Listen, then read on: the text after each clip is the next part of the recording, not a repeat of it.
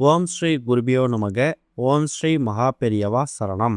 April 1ஆம் தேதி புதன்கிழமை நாளைய தினம் தைப்பூசம். குளிக்கக்கூடிய தண்ணீர்ல இப்போ நம்ம சொல்லக்கூடிய பொருட்களை கலந்து குளிக்கிறதால பல நன்மைகள் வாழ்க்கையில ஏற்படும். அது என்னென்ன பொருட்கள், அதை எப்படி பயன்படுத்தணும்னு பார்க்கறதுக்கு முன்னாடி நம்மளோட வீடியோஸை இப்போ தான் நீங்கள் ஃபஸ்ட் டைம் பார்க்குறீங்கன்னா மறக்காமல் சப்ஸ்கிரைப் பண்ணிக்கோங்க. தொடர்ந்து இது மாதிரி அப்டேட் தெரிஞ்சுக்கிறதுக்கு பக்கத்தில் நோட்டிஃபிகேஷன் மேலே கிளிக் பண்ணி ஆல் அப்படிங்கிற செலக்ட் பண்ணிக்கோங்க.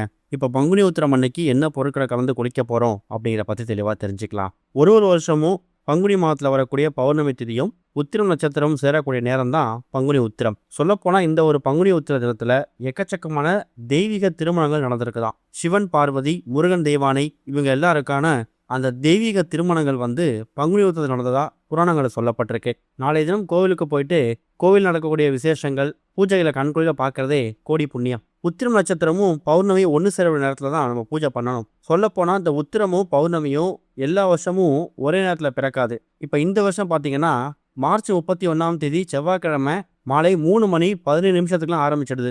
அது மறுநாள் ஏப்ரல் 1ஆம் தேதி புதன்கிழமை சாயந்தரம் 4:15 வரைக்கும் இருக்கு. பௌர்ணமி தேதியை பொறுத்த வரைக்கும் ஏப்ரல் 1ஆம் தேதி காலைல 7:40 தான் ஆரம்பிக்குது. அது ஏப்ரல் 2ஆம் தேதி காலைல 7:30 வரைக்கும் இருக்கு. அதனால பங்குனி உத்திரத்துக்கான எந்த வழிபாடு செய்யறதா இருந்தாலும் நீங்கள் தாராளமாக புதன்கிழமை காலைல 7:30 மணிக்கு மேலே பண்ணிக்கலாம். 7:30 யமகண்டம், 12 ராகு காலம். பூஜை பண்ணுறதுக்கு சரியான நல்ல நேரம் பார்த்தீங்கன்னா காலைல 9:00 10:30. அதை விட்டிங்கன்னா மதியம் 1:30 மணிக்கு மேலே.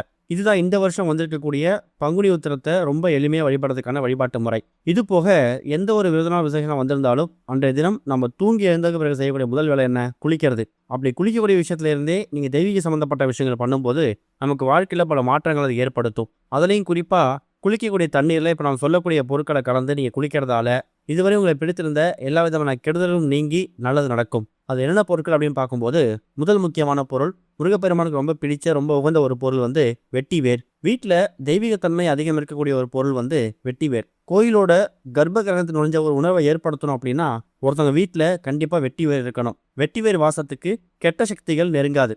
அடுத்ததாக ஒரே ஒரு துண்டு சந்தனம். சந்தன விலைகள் இருக்கு இல்லையா, அதை ஒரு துளி சும்மா சாஸ்திரத்தை நீ கலந்துக்கிட்டா போதும். அடுத்ததாக டைமண்ட் கல்கண்டு, இனிப்பு. முருகப்பெருமான் ஒரு இனிப்பு பிரியர்.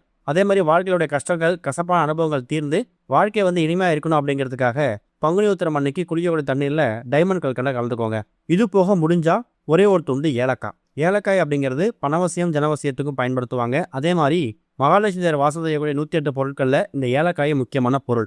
இப்போ நம்ம சொல்லிக்கக்கூடிய பொருட்கள் எல்லாமே உங்கள் வீட்டில் நீங்கள் தினமும் பயன்படுத்தக்கூடிய ஏற்கனவே இருக்கக்கூடிய பொருளையே பயன்படுத்திக்கலாம். புதுசாக வாங்கணும் அப்படிங்கிற கட்டாயம் கிடையாது. குடும்பத்தில் எத்தனை நபர்கள் இருக்கீங்களோ அந்த அத்தனை நபர்களும் குளிக்க போகிறதுக்கு முன்னாடி இந்த பொருட்கள்லாம் தண்ணியில் கலந்து அதுக்கப்புறம் தனித்தனியாக குளித்தாலும் சரி, இல்லைனா சின்ன ஒரு சொம்பு பாத்திரத்தில் இப்போ நம்ம சொல்லிக்கக்கூடிய வெட்டி வேர், சந்தனம், டைமண்ட் கல்கண்டு, ஏலக்காய் இந்த 4 பொருட்களையும் கலந்து அந்த சொம்பு தண்ணீரை சாஸ்திரத்துக்கு குளிக்கக்கூடிய தண்ணீரில் கொஞ்சம் கொஞ்சம் கலந்துக்கிட்டாலும் சரி, அது உங்கள் விருப்பம் தான். குளிக்கும்போது கிழக்கு திசையை பார்த்து, சூரியன் உதயமான திசையை பார்த்து ஓம் சரவண பவன் சொல்லிக்கிட்டே முருகனை வேண்டிக்கிட்டே நீங்கள் குளிக்கணும். குளிச்சு முடிச்சதுக்கு பிறகு நீங்கள் ரொம்ப புத்துணர்ச்சியாக இருப்பீங்க.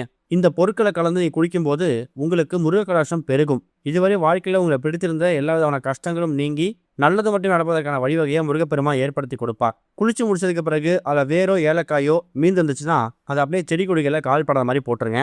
வீட்டில் இருக்கக்கூடிய குழந்தைங்களுக்கோ முதியோர்களுக்கோ இதை கலந்து குளிக்கிறதுக்கு விருப்பம் இல்லை அப்படிங்கிறவங்க அதை விட்டுட்டு குடும்பத் தலைவர், குடும்பத் தலைவி 2 நபர்கள் மட்டும் இந்த பொருட்களை கலந்து குளிக்கலாம். குளிக்கிற தண்ணீர் என்ன மாற்றம் வந்துடப்போகுது அப்படின்னு சாதாரண நினைக்கலாம். இந்த பொருட்களை கலந்து குளிக்கிறதால எந்த விதமான நஷ்டமும் வரப்போறதில்லை.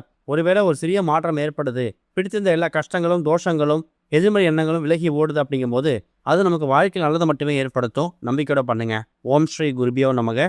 ஓம் ஸ்ரீ மகா பெரியவா சரணம்.